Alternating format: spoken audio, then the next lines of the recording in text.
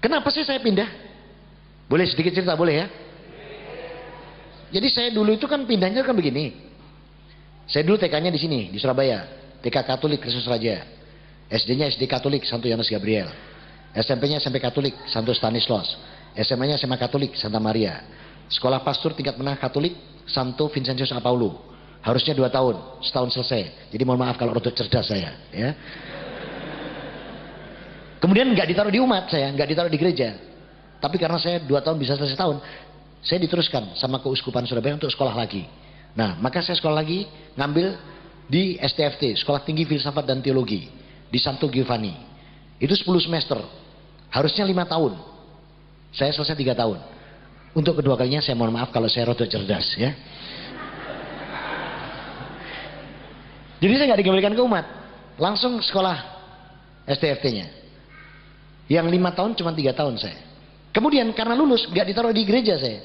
Jadi sebenarnya keliru nulis saya mantan misionaris karena saya belum turun ke umat. Tapi kalau mantan pastor iya, karena sudah dilantik jadi pastor. Jadi harusnya keliru. Kalau nulis saya jangan mantan misionaris, salah nanti. Bisa dikritik sama mereka. Mantan pastor saya, itu benar. Karena saya belum turun ke umat. Begitu saya lulus 3 tahun itu, tidak 5 tahun, saya langsung dikirim ke Vatikan Roma. Saya ambil magister teologi di sana. Harusnya 3 tahun. Saya selesai 1,5 tahun. Untuk ketiga kalinya saya mohon maaf kalau saya cerdas.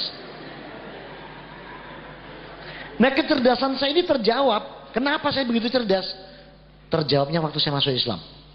Kenapa? La haula wala quwata illa billah. Karena Allah. Karena waktu saya di SMA Santa Maria, saya nggak pintar-pintar amat kok. Malah hampir dikata nilainya nggak terlalu baik. Karena apa? Waktu itu saya 8 orang satu kelas yang laki-laki. Santa Maria itu perempuan semua itu.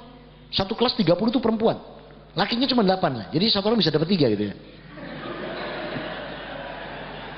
Nah, pada waktu ujian, antum tahu nggak roknya anak-anak Santa Maria? Ini loh, sepanjang baju takwa saya ini roknya. Jadi roknya anak Santa Maria segini nih. Ini roknya dia. Jadi roknya segini nih. Nah, kalau dia duduk ujian, kalau roknya naik itu keluar fisika, kimia, biologi ada semua. Jadi waktu jarak ujian tuh saya cuma lihat rumus-rumus doang. Makanya nggak lulus, nggak baik-baik saya nilainya. Ya. Ini nilai saya baik itu setelah saya sekolah laki semua itu baru baik. Saya dapat IP itu mulai di menengah sampai di magisternya itu rata-rata 4 ya, IP-nya. Tapi sampai tanah air, waktu saya bawa ke, saya pernah juga bekerja di televisi ya, di stasiun televisi milik negara. Itu saya bawa ijazah itu, katanya bagian apa? Kepegawaian TVRI pusat itu bilang, iki ijazah apa toh iki? Opo iki? Opo iki Ditruk Kanonika, terus opo iki Yohanes Injil? Iki gak kanggo iki nang TVRI katanya. Kon sekolah maneh kemarin. Masya Allah. Jadi aku sekolah sakmono akeh ini ndak dikanggo sama negara Indonesia ini. Jadi saya waktu masuk TVRI suruh cari ijazah umum. Maka saya gimana caranya sekolah sambil kerja? Ya sudah, saya di ITATS. Jadi saya insinyur saya teknik sipil dari ITATS. Jadi saya sekolah lagi. Ya. Sekolah mana? Oh cepet banget. Ya maklum aja ini apa terus. Ya cepet pokoknya nemu ijazah udah selesai. Ya. Makanya saya produk singkat sekolah di ITATS itu. Ya. Tidak banyak orang kenal saya di ITATS. Kecuali yang pernah saya marahi. Ya, karena LLM ini biar mantan komandan resimen mahasiswa. Gua ya. Saya juga mantan Cak Surabaya. Tahun 89. Katanya dulu ganteng dulu. Sekarang kumisnya sudah kena rilen. Jenggotnya yang mengalami perpanjangan. Nah kemudian, kenapa saya masuk Islam? Ketika di Vatikan Roma itu kami belajar. Dan lucunya apa? Perpustakaan Vatikan Roma itu punya Al-Quran 52 bahasa. Termasuk terjemahan bahasa Jawa. Lah pulang ke Indonesia, golek Quran terjemahan bahasa Jawa malah ndak ono. Saya ngeluh, piye ya kok iso ya. Tapi Vatikan Roma punya Quran terjemahan bahasa Jawa. Tapi waktu saya pulang ndak ada di Indonesia. Lah ya sampai bingung saya itu.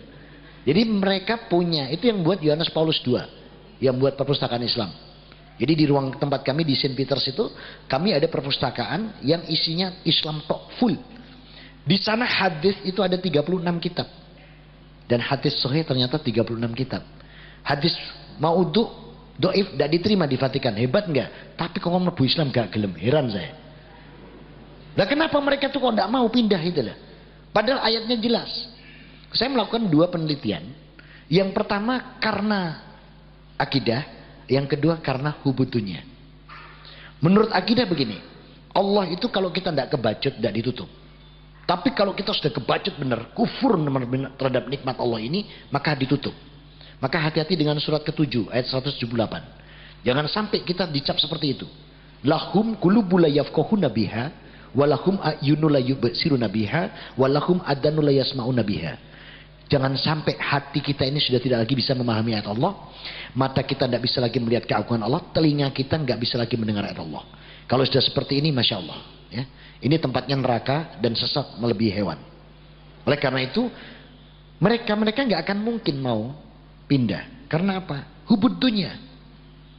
Bayangin aja, di Matius 16:4, maka mereka mendapatkan 10%-nya, 1/10 dari harta kekayaan. Itu kan luar biasa. Makanya suruh pindah tidak mau, kenyamanannya banyak. Contoh ya, ini contoh. Kalau namanya pendeta mau ceramah atau khutbah, sehari sebelumnya ditelepon, Bapak Pendeta, ya besok khutbah. Di mana? Di Purimas. Kami jemput 2 jam sebelumnya. Nah, itu kalau pendeta. Kalau Ustadz jangan lupa ya besok ya, bisa berangkat sendiri ya Tat ya. Gitu. Tidak apa-apa, tenang. Saya masih bisa berangkat sendiri. Ini cuman contoh. Lagian kalau pendeta dijemput pakai mobil kan, naik Pajero ini, yes. Tanya dia, mobil apa ini? Pajero pendeta, enak sekali. Paling lama 1 semester, 6 bulan. Mobil yang dia bilang enak, atas dasar laporan yang jemput, itu sampai ke Dewan Gereja Indonesia, Dewan Gereja Internasional, ke Vatikan Roma, 6 bulan mobil itu sudah ada. Gimana mau ndak dinikmati, ndak bubukan mereka? Luar biasa. Untuk keluar rugi, hubudunya. Nah kalau Ustadz sama-sama Pajeronya ini yang jemput ini, Nurul Hayat lagi yang jemput. Wah, main apa ini? Pajero Ustadz. Enak Ustadz. Iya, makanya kalau punya duit beli Ustadz, gitu kalau. Tapi apa arti itu semua? Kalau amalan kita nggak diterima, itu ada di situ. Coba antum lihat di situ di surat 14 ayat 18. Kalau sampai ini ditolak sama Allah mau apa? Masalul ladina kafaru birobihim a'malahum karena distadat bihiri fi yaumil asif. La ya'diruna mimma kasabu ala sain. Ada itu. Surat 14 Ibrahim ayat 18. Kalau sudah mengingkari bahwa Allah itu Tuhannya, maka amalan sehebat apapun tidak diterima sama Allah. Bagaikan debu yang ditiup angin saat bertiup angin pada hari yang kencang. La ya'diruna mimma kasabu ala sain. Amal kebaikannya tidak bisa diterima. Sudah. Kalau sudah mau seperti mau apa? Lah saya daripada amalan saya nggak diterima. Oh ya, ini satu catatan ya. Saya keluar pastor itu bukan karena kawin. Sorry Jo. Ini penekanan ini. Saya paling mangkal dia mau nomor ganti kawin. Sorry Jo. Bener, maaf ini ya. Ini buat sini dok. Saya 35 tahun cuma buat pipis dok. Bener saya. Saya paling mangkal kalau dia ngomong alah paling Pak bangunku mergo pengen kawin. Sorry Jo. Saya keluar tuh karena dinul Islam. Jadi kenapa saya keluar? Satu, kalau saya teruskan jadi pastor, amalan saya nggak diterima. Disebutkan dalam surat 14 Ibrahim ayat 18, amalan saya bagikan debu. Yang kedua, kalau saya mati masuk neraka itu, yang buka Quran buka surat kelima ayat ke-72. Laqad qalul ladina kafaru, ya, sangat kafirlah orang yang mengatakan bahwa Isa ibnu Maryam ilahi. Sementara Isa juga mengatakan apa? Qala wa ta'budun rabbana wa rabbakum. Tapi sembahlah Allah Tuhanmu dan Tuhanku. Itu masuk neraka itu. Diharamkan surga. Dan lagi Allah katakan juga di surat kedua ayat 257 pada diri saya waktu itu. Walladzina kafaru awliyahumut taghutu yurijunahum minan nur ila tulumat ulaika ashabun nari hum fiha khalidun. Orang kafir itu penolongnya setan. Yang bawa dari terang ke gelap. Ulaika ashabun nari hum fiha khalidun. Maka dia penghuni neraka kekal di dalamnya.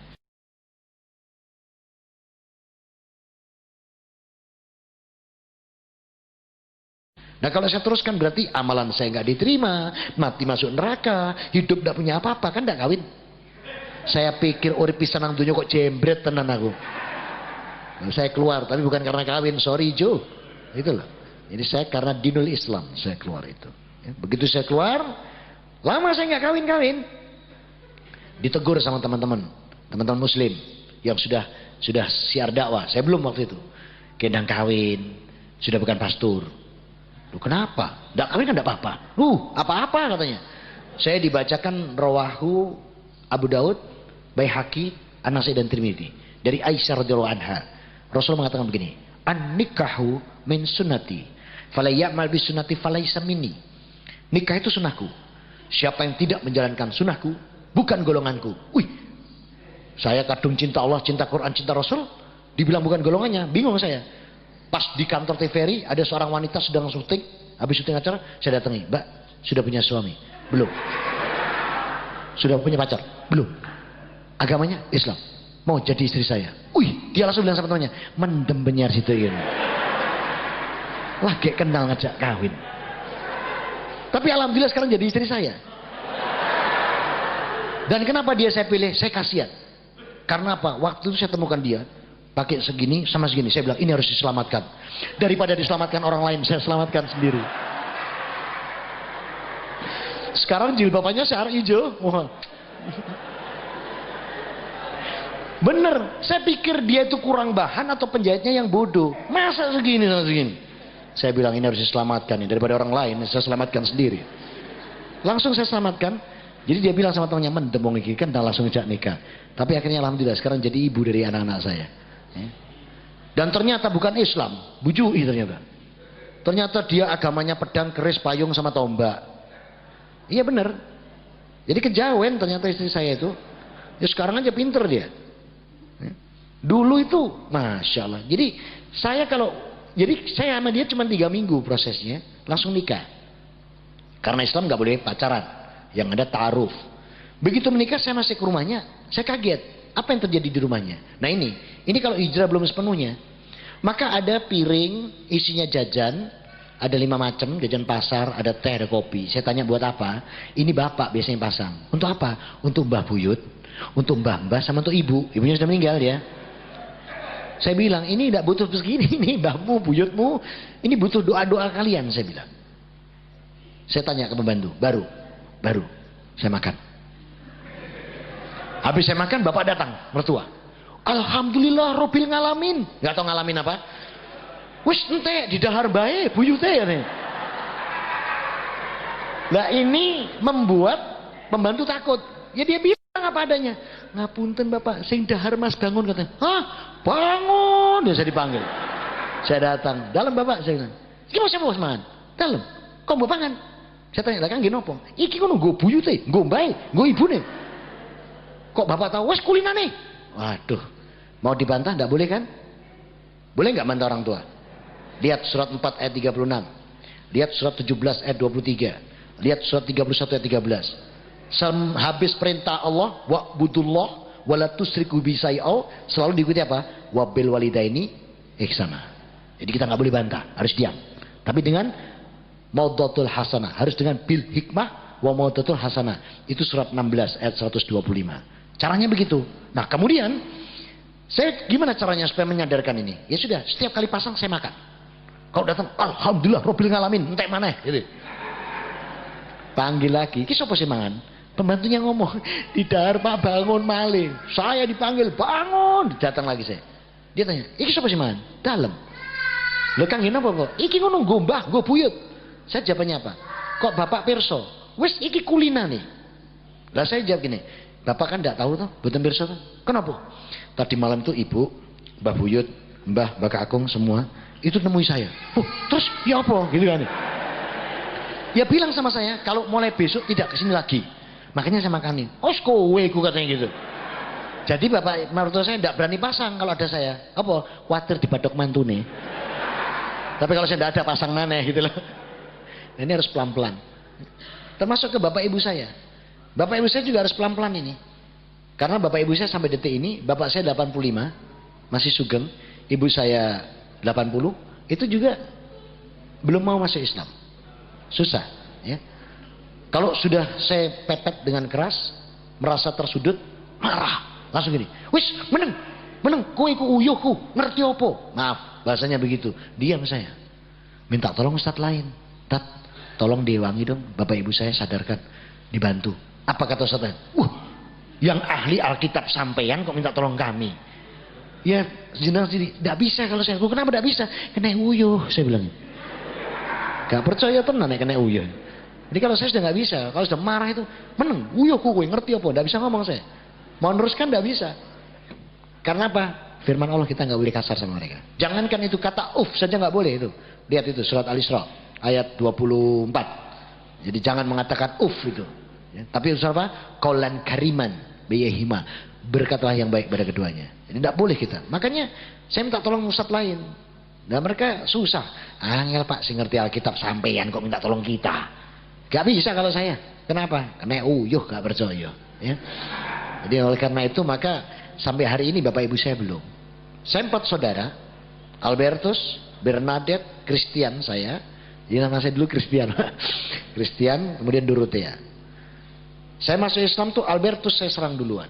Alhamdulillah Albertus beserta istri dan anak-anaknya masuk Islam. Hari itu juga nama Albertus saya ganti Ahmad. Tetap A. Kemudian berikutnya Bernadette. Bagaimana cara menyerangnya? Pakai surat 16 ayat 125 itu. Jadi antum juga boleh tuh serang mereka pakai surat 16 ayat 125. Ya. Kemudian saya serang Bernadette. Subhanallah, la haula wala quwata illa billah, biiznillah. Bernadette beserta suami dan anak-anaknya masuk Islam. Allahu Akbar. Bernadette-nya tak ganti Bilqis, tetap B. Saya sendiri Kristen jadi Haris, pakai CH. Kemudian adik saya Dorothea jadi Dibah, habis. Saya sudah dapat 4. Ya, sak suami, sak keluarga, plus teman-teman yang lain. Panjenengan sudah dapat berapa? Lu kok ketawa? Lihat surat 12 Yusuf ayat 108. Itu ada perintah Allah. Nanti jenengan diminta itu. Kul hadisa beli ad'u ilallah ala basratin wa ana wa tabani wa subhanallah wa ma'ana minal musyrikin. Kita diperintahkan oleh Allah menyampaikan ini. Jadi kalau mau hijrah totalitas, sampaikan juga nikmat ini kepada yang lain. Ini perintah Allah. Surat Yusuf ayat 108. Sebab kalau kita tidak menyatakan seperti itu, nanti kita ditagih sama Allah. Maka totalitas hijrah sepenuh hati ini dengan mengajak yang lain. Surga ini milik siapa? Milik Allah. Untuk siapa? Untuk, kok takut sih jawab? Ngomong untuk orang Islam itu kok takut? Untuk siapa? Untuk orang Islam. Betul. Umat lain kok nyimut? Yang bilang Allah. Coba buka sekarang Qur'annya surat 9 ayat 111. Apa firman Allah di situ? Innallaha hashtara minal mu'mina anfusahum wa amwalahum bi annalahumul jannah. Ini janji Allah ini. Sesungguhnya aku Allah hanya membeli diri, jiwa dan harta orang mukmin. Orang mukmin itu siapa? Orang Islam. Di mana kata-kata itu Allah? Di surat 3 110 bahwa orang mukmin itu orang Islam. Jadi yang tidak Islam tidak disebut mukmin sama Allah. Kemudian Allah katakan apa? Allah hanya membeli diri, jiwa, harta untuk diberikan surga. Berarti surga untuk siapa? Nah, takut jawab kita juga takut. Untuk kita yang muslim. Nah, saya kalau katakan ini, sering saudara-saudara saya yang belum pindah, termasuk yang di sana itu sekarang mesti ngomong gini, gak ngono Pak Bangun, surga itu dewe-dewe, surga ini sampean dewe, kami ya sendiri. Tak jawab, developermu gak dipayu nih kan. Tidak bisa bangun, tidak ada kapling misalnya. Kaplingnya cuma buat kami. Nah gimana caranya ngajak mereka supaya mereka tuh bisa masuk Islam? Kasih renungan yang gampang. Renungannya gini. Jenengan punya kos-kosan, ya, punya rumah, kamarnya banyak. Saya koskan. Oke. Sebagai pemilik rumah kos punya aturan enggak? Contoh, tidak boleh pulang larut malam, ya. Tidak boleh bawa narkoba. Minuman keras, ya. Tidak boleh bawa lain jenis masuk kamar dan lain sebagainya, banyak kan? Kira-kira saya tanya, kalau misalnya yang kos di rumahmu melanggar, apa pendapatmu? Saya tanya gitu kepada yang Nasrani itu, ke saudara saya yang belum pindah. Ya dia bilang, oh ya tak usir soko kos-kosanku, tak kon golek kos-kosan dia. Dia bilang gitu. Saya bilang, jane podo. Dunia itu siapa? Punya Tuhan. Lah ya, Allah lah, saya bilang iya. Yang punya aturan siapa? Allah. Nek kowe gak iso melo aturan Allah, kudune kowe golek dunia lain. Iso kowe golek dunia lain. Gampang kok ngajaknya. Nah ini coba jenengan praktekkan tips-tips seperti saya ini. Mikir tuh dia sudah. Iya ya. Nek iso golek dunia lain enggak apa-apa gitu loh. Selama kamu enggak bisa cari dunia lain, manuto. Dan beritahu dia, Islam ini indah. Kenapa Islam indah? Islam jaminan surga. Ya. Jadi Islam jaminan surga. Nah oleh karena itu, maka sampaikanlah ini kepada seluruh dunia. Jadi jenengan tuh punya tugas menyampaikan kepada siapa? Kepada Cik D, Cik Nga, Kok Lek, Kok Liang, Cece, Meme, itu harus sampaikan.